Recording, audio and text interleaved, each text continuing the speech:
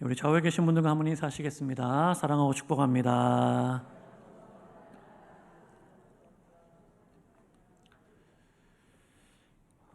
여러분, 우리나라는 안전한 나라입니까? 불안한 나라입니까? 해외에서 바라보는 대한민국은 매우 불안한 나라 중에 하나죠. 아직 전쟁이 끝난 상황도 아니고 또 휴전 중에 있기 때문에 언제든지 전쟁이 다시 발발할 수 있는 그러한 나라로 봅니다. 실제로 북한은 지금도 핵 개발과 또 미사일 같은 실험으로 우리나라뿐만이 아니라 이웃 나라들, 주변국들을 불안에 떨게 만들고 있죠. 그런데 우리나라에 외국인들이 많이 들어와서 살고 있는데, 우리나라에 들어와서 살고 있는 외국인들을 우리나라에서 살면서 가장 놀라는 일 중 하나는 대한민국이 생각보다 매우 안전한 나라, 그리고 치안이 매우 잘 되어 있는 그런 나라다라고 느낀다는 거예요. 휴전 중인 나라는 맞지만 국민들이 그것 때문에 불안에 떨거나 못 살 정도는 아니죠. 물론 전쟁이 일어날 수 있는 가능성은 늘 있지만 국민들 대부분은 일상을 살아가면서 이 전쟁 때문에 삶을 살아가지 못할 정도로 괴롭고 힘든 그런 생각을 하면서 사는 사람은 없죠. 대부분 잊고 지내면서 일상을 살아갑니다. 또한 카페나 또 도서관 이런 공공장소에 노트북이나 또 핸드폰이나 개인의 어떤 그런 물건을 잠시 놓고 자리를 잠깐 비워도 누가 내 물건 훔쳐갈 거라고 그렇게 불안해하면서 그렇게 생각하지는 않죠. 또 밤에 해가 지고 밤이 되어도 여전히 거리에는 많은 사람들이 다니고 있고, 또 밤거리가 무서워서 집 밖으로 나오지 못하는 그런 사람들은 거의 없이 그렇게 지냅니다. 물론 도시와 시골이 좀 다르긴 하겠지만 대부분 국민들이 느끼는 또 삶의 모습은 그렇게 살아가고 있죠. 우리에게는 당연하고 또 일상적인 이런 일들이 해외에서는 굉장히 어려운 그런 일이라고 합니다. 특별히 선진국이라고 하는 미국이나 또 유럽도 마찬가지죠.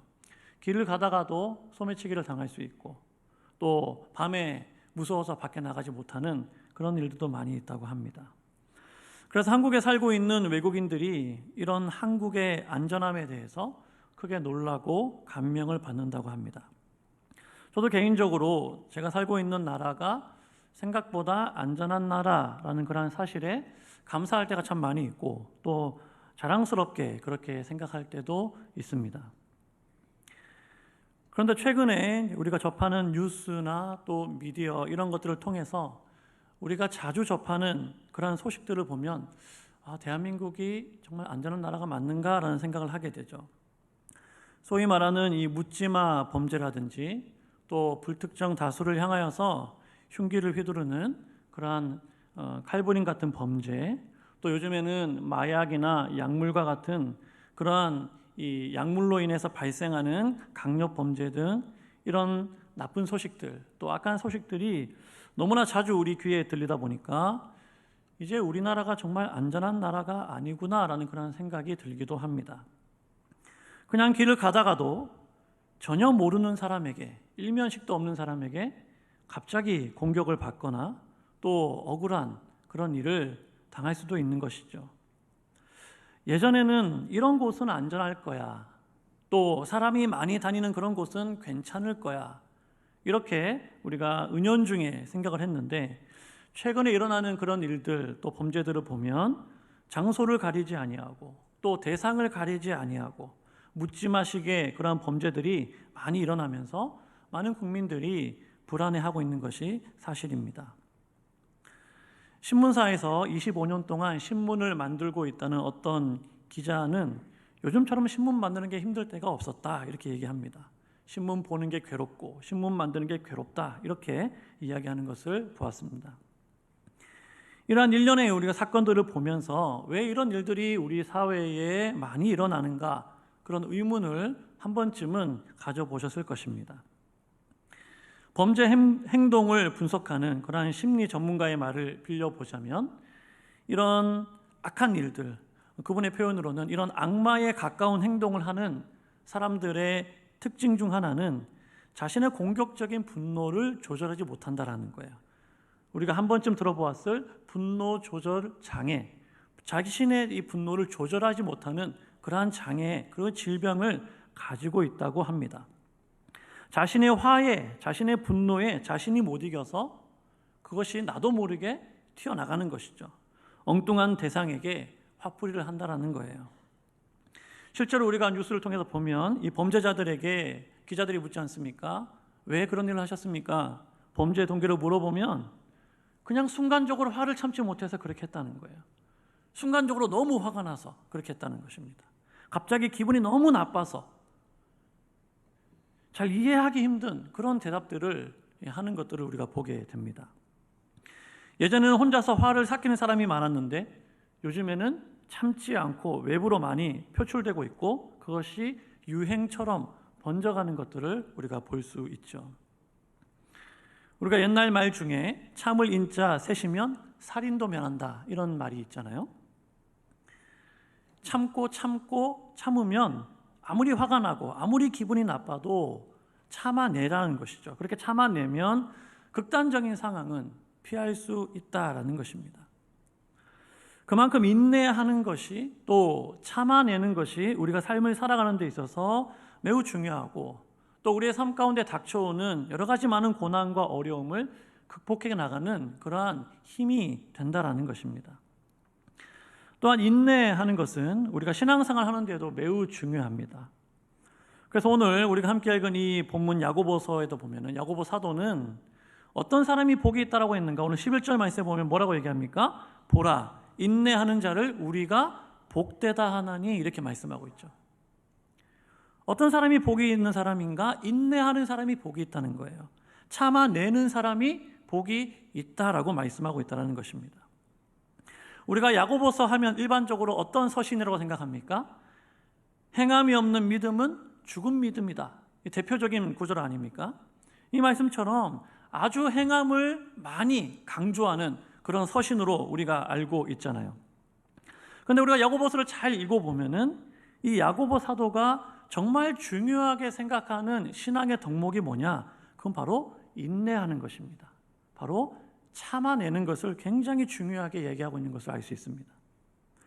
야고보 사도는 일상에서의 행함이 있는 믿음, 또 일상에서의 실천 이런 것들을 매우 강조하는데 그런 일상에서 행함이 있는 믿음으로 살아가기 위해서 반드시 필요한 것 중에 하나가 뭐냐? 그것은 바로 인내하는 것이다.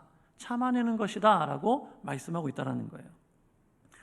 그리고 우리가 신앙생활을 하다 보면 실제로 신앙생활의 많은 부분이 이 인내와 관련이 되어 있다라고 해도 과언이 아닐 것입니다. 야고보 사도는 야고보서를 시작하면서 바로 인내에 대해서 말씀합니다. 우리가 읽진 않았지만 야고보서 1장 2절 말씀에 보면 너희가 여러 가지 시험을 당하거든 온전히 기쁘게 여기라 이는 너희 믿음의 시련이 인내를 만들어내는 줄 알미라. 야고보서를 시작하면서 바로 인내에 대해서 말씀을 해요. 그리고 이어지는 야고보서 1장 12절 말씀에도 보면 시험을 참는 자는 복이 있나니 이는 시련을 견디어낸 자가 주께서 자기를 사랑하는 자들에게 약속하신 생명의 면류관을 얻을 것이기 때문이라 이렇게 말씀하고 있죠. 시험을 참는 자, 시험을 인내하는 자가 복이 있다라고 이야기를 하고 있습니다. 그리고 오늘 이 편지를 마무리하는 오늘 본문 이 마지막 부분에 와서 다시 야고보 사도는 이 인내에 대해서 이야기하면서 노골적으로 우리가 인내하는 삶을 살아야 한다라는 것을 강조하고 있는 것을 볼 수 있습니다. 야고보 사도의 이런 인내에 대한 권면 또 그 인내에 대한 칭찬 이것은 당시 초대교회 당시에 로마 교회의 많은 핍박과 또 환난 가운데에서도 믿음을 지키면서 신앙생활하고 있었던 초대교회의 많은 믿음의 성도들에게 큰 위로가 됐을 것이고 또 굉장히 고통스럽고 힘든 그런 현실을 이겨내는 그런 힘이 되었을 것입니다. 갈라디아서 5장에 보면 바울은 하나님을 믿는 그리스도인의 삶에 대해서 설명하면서 우리가 육체를 따라 행하는 삶을 사는 것이 아니라 성령을 따라 행하는 삶을 살아야 된다라고 그렇게 이야기를 합니다. 왜냐하면 육체의 소욕은 성령을 거스르고 성령은 육체를 거스르기 때문에 육체를 따라 사는 사람이 성령을 따라 살 수가 없고 우리는 성령을 따라 행하는, 성령을 따라가는 그런 삶을 살아야 한다고 이야기합니다.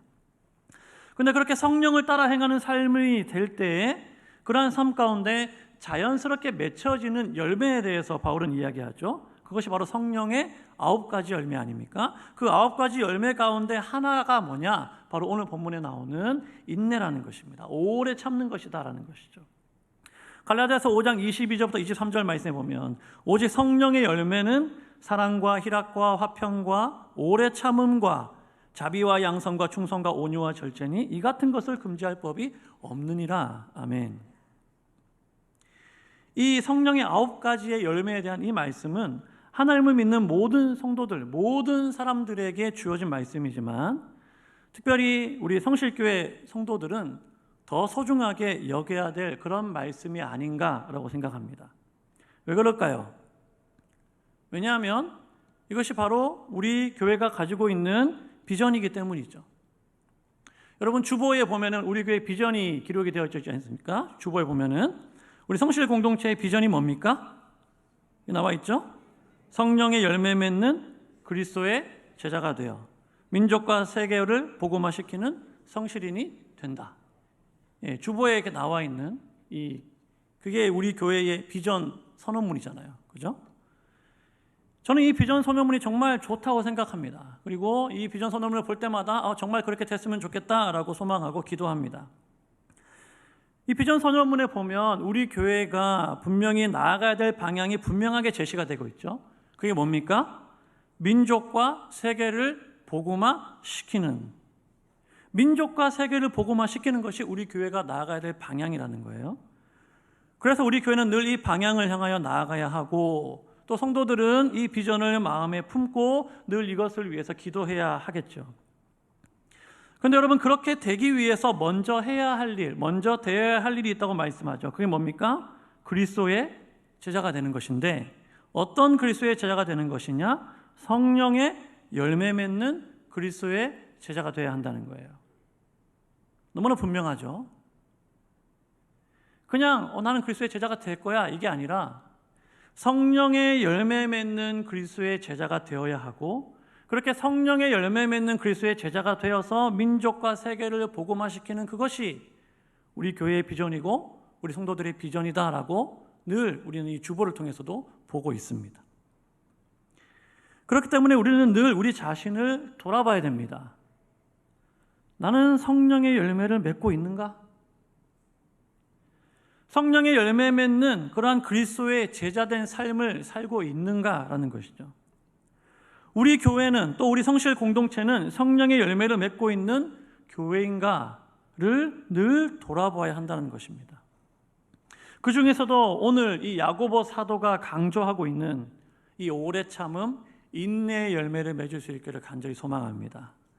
왜냐하면 오늘 이 야고보 사도가 말하는 것처럼 인내하는 자가 복이 있는 자이기 때문이고 우리의 일상의 삶뿐만이 아니라 고난과 환난을 이기고 승리하는 그러한 신앙의 삶을 살아가기 위해서 반드시 필요한 것이 뭐냐면 바로 인내하는 것이기 때문입니다.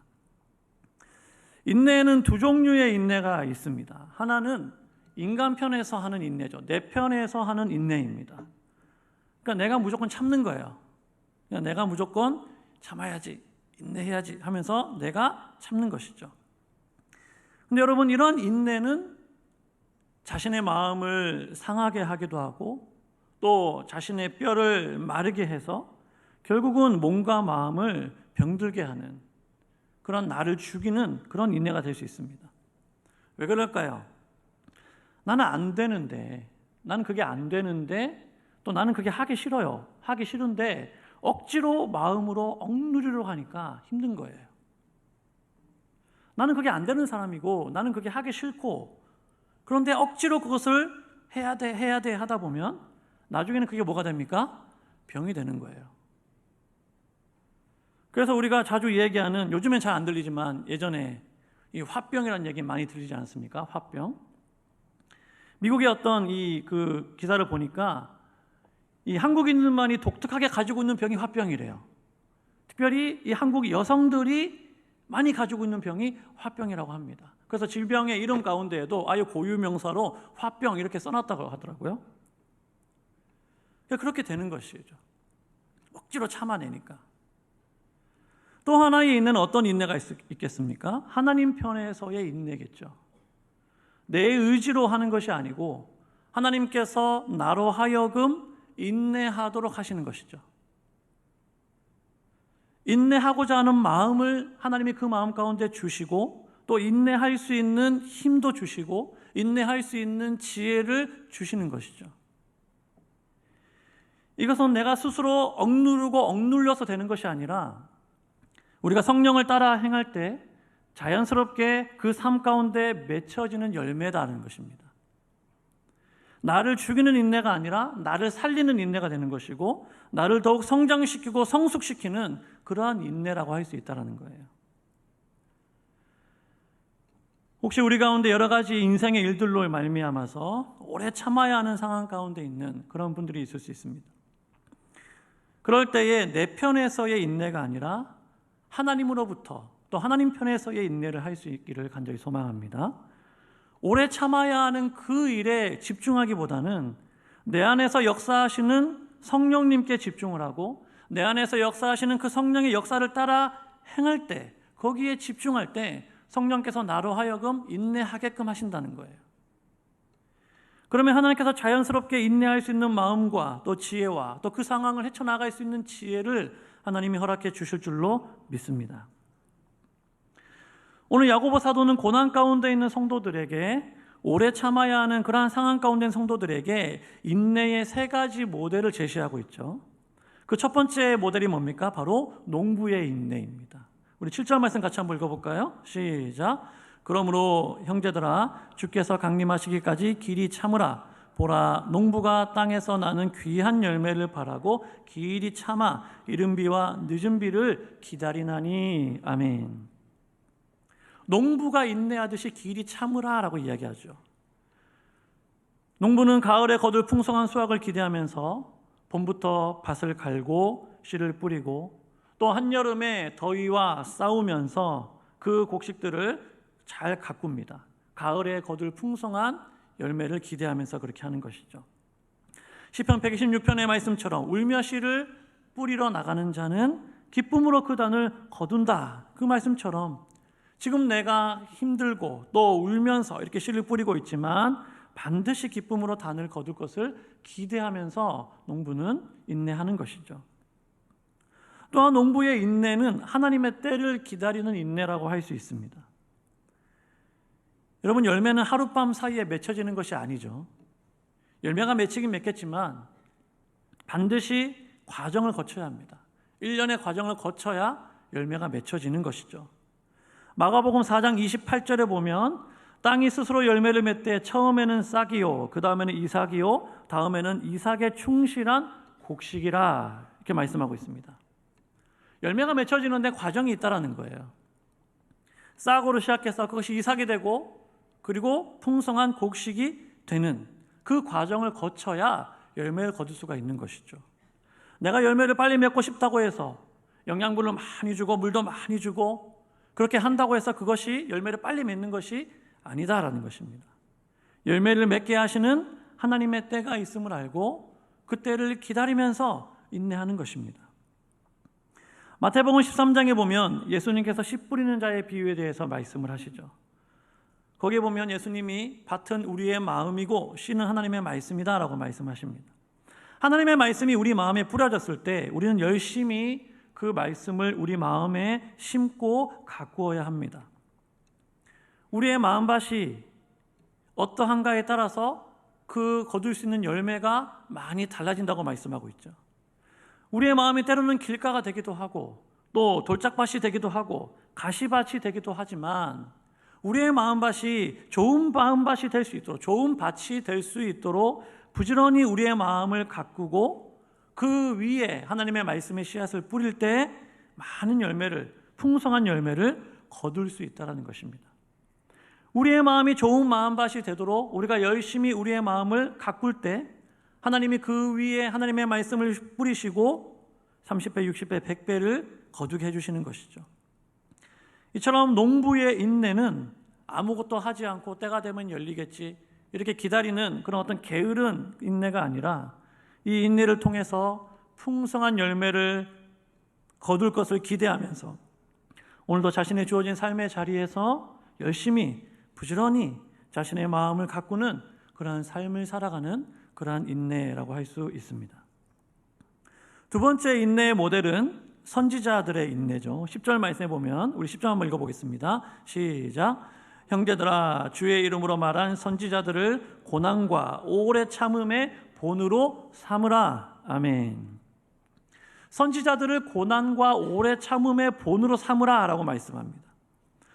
때로는 우리는 복음 때문에 또 예수님의 이름 때문에 고난을 당하기도 하지만 끝까지 참으면 선지자들이 받은 것처럼 그 상을 받게 될 것을 성경은 말씀합니다. 선지자들은 하나님의 말씀을 전하고 또 하나님의 뜻을 전했지만 대부분의 경우에 사람들에게 환영을 받지 못했습니다. 심지어는 박해를 당하고 고난을 당하기도 했죠. 그러나 그들은 인내로서 그 모든 고난을 이겨냈음을 말씀하고 있습니다. 선지자들이 당하는 고난은 그들의 어떤 죄와 그들의 어떤 잘못 그런 것 때문에 고난당한 것이 아니라 오히려 복음 때문에 하나님의 말씀 때문에 예수님 때문에 억울하게 고난을 당했다라는 것입니다. 그러나 하나님께서는 그들의 고난을 의미 없는 고난이 되도록 하신 것이 아니고 그 고난을 통해서 하나님의 선하신 뜻을 이루는 그러한 방편과 수단으로 사용하셨다는 거예요. 그래서 선지자들의 고난과 오래 참음의 본으로 삼으라 라고 말씀하고 있죠. 여러분 우리가 잘 아는 요셉 있지 않습니까? 요셉을 생각할 때 뭐라고 얘기합니까? 꿈의 사람 이렇게 얘기하잖아요. 꿈의 사람 요셉. 여러분 요셉이 꿈을 꾸었는데 요셉이 꿈을 꿀 때 꿈을 꾸고 싶어서 꿨겠습니까? 자신이 그런 꿈을 꾸려고 한 게 아니죠. 하나님이 요셉에게 그런 꿈을 주신 것이고 그런 꿈을 꾸게 하신 것이죠. 요셉은 그 꿈을 꾸고 나서도 정작 그 꿈이 무엇을 의미하는지는 정확하게 알지 못했습니다. 그런데 여러분 요셉의 삶 가운데 보면 요셉의 삶의 고난이 본격적으로 언제 시작이 됩니까? 하나님께서 주신 꿈을 꾸고 그것을 형들과 가족들에게 나누기 시작했을 때 그의 삶의 고난이 시작이 됐어요.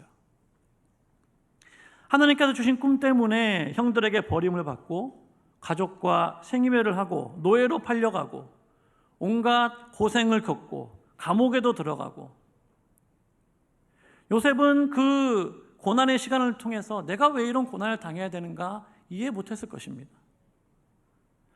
13년간이나 계속되는 이유를 알 수 없는 그러한 고난을 겪었지만 요셉의 결국이 어떻게 됐습니까?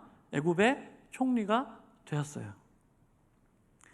하나님은 17살의 철없는 요셉을 이 고난 가운데 이끄셔서 그 가운데 인내하게 하시고 오직 하나님만 믿고 의지하는 그런 사람으로 변화시켜 가십니다. 그리고 요셉의 마지막을 보면 그가 얼마나 아름다운 성품을 가진 사람이었는지를 우리가 그의 마지막을 보면 알 수 있죠. 창세기 50장에 보면 요셉의 아버지 야곱이 죽습니다. 이제 아버지가 죽고 나니까 요셉의 형들이 굉장히 불안해하기 시작해요. 걱정하기 시작합니다. 아버지가 살아계실 때에는 아버지가 계시기 때문에 요셉이 어떻게 보면 하고 싶은 얘기도 잘 안 했을 수도 있고 또 참고 이렇게 지낼 수 있었겠지만 이제 아버지가 안 계시니까 요셉이 과거에 자신을 팔았던 그 일들을 기억하면서 형들에게 원수를 갚으려고 하거나 아니면 형들에게 벌을 주려고 하지 않을까 그런 생각 때문에 형들이 굉장히 불안해하게 됩니다. 그때 형들에게 했던 요셉의 고백이 참 아름답죠. 창세기 50장 19절부터 21절에 보면 요셉이 그들에게 이르되 두려워하지 마소서 내가 하나님을 대신하리이까 당신들은 나를 해하려 하였으나 하나님은 그것을 선으로 바꾸사 오늘과 같이 많은 백성의 생명을 구원하게 하시려 하셨나니 당신들은 두려워하지 마소서 내가 당신들과 당신들의 자녀를 기르리이다 하고 그들을 간곡한 말로 위로하였더라. 지금 형들이 굉장히 불안해하고 걱정하고 염려하고 있는데 오히려 요셉은 간곡한 말로 그들을 위로하면서 불안해하지 말라고, 염려하지 말라고, 내가 당신과 당신들의 자녀를 돌보겠다고 그렇게 이야기하고 있습니다. 왜 하나님께서 선지자들에게 고난을 허락하실까요? 왜 복음을 전하고 믿음으로 살고자 하는 자에게 하나님은 고난을 허락하십니까? 하나님은 그 고난을 통해서 그들이 그리스도를 닮은 성품의 소유자로 변화되기를 원하시고 성숙한 제자로 변화되기를 원하신다라는 것입니다.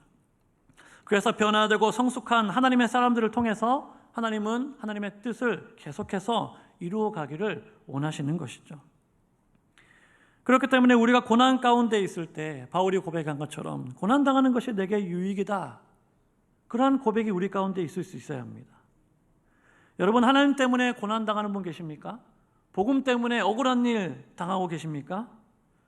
하나님께서 여러분을 연단하고 다듬어 가고 있는 중임을 기억하시기 바랍니다. 끝까지 참고 인내할 수 있기를 바랍니다. 때가 되면 하나님께서 여러분들의 고난을 통해서 일하시고 또 우리를 성숙시키시는 그러한 은혜로 하나님께서 인도해 주실 줄로 믿습니다. 마지막 세 번째 인내의 모델은 욥의 인내죠. 오늘 11절 말씀 우리가 아까 읽었는데요. 우리가 잘 아는 것처럼 이 욥은 고난하면 또 대명사로 불리는 사람 아닙니까? 고난과 욥 떼놓을 수가 없죠. 말로 다 할 수 없는 고난을 당한 사람입니다. 욥기서 1장 1절부터 3절에 보면은 욥이 어떤 사람이었는가에 대해서 기록을 하고 있는데, 욥은 의인이었고 또 정직한 사람이었고 또 부자였다고 그렇게 기록을 하고 있어요. 그런데 그 뒤에 나오는 이야기를 읽어보면 하루아침에 그의 재산과 자녀들을 다 잃습니다. 삶의 모든 터전이 무너지는 것이죠. 머리부터 발끝까지 종기가 나서 온몸에서 고름이 나오고 기왓장으로 몸을 긁어야 될 정도로 괴로운 삶을 살아갑니다.